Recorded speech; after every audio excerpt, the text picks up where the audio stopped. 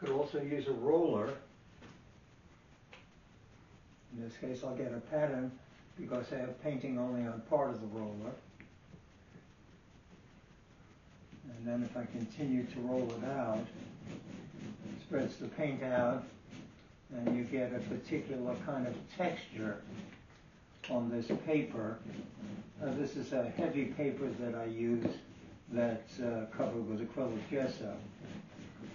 So I can do paint application and also some blending with the roller, and you get a particular kind of texture doing it that way.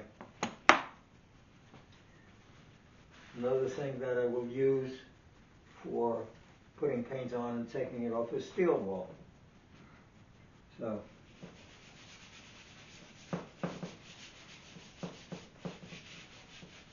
and each of these tools and each of these methods give different effects, and the effects are very much part of my painting process and could be part of yours. So there I was using the steel wool to take paint off and spread it around, and here I'll use some steel wool to put the paint on with.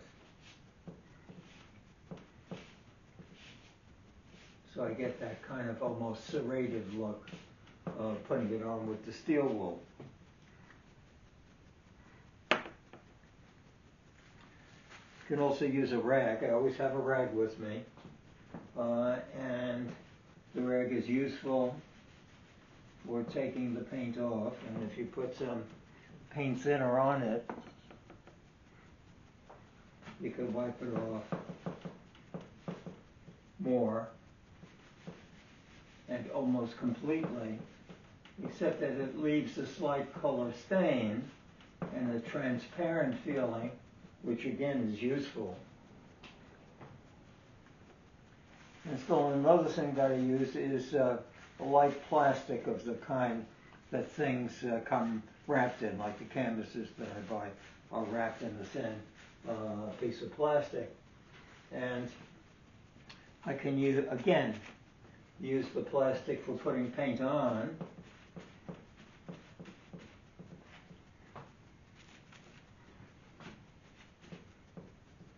And also for spreading it around and blending it.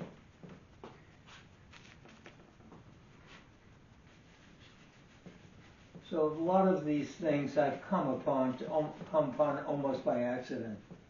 If I see something somewhere, I'm always thinking, would that be useful as a tool for creating effects in painting?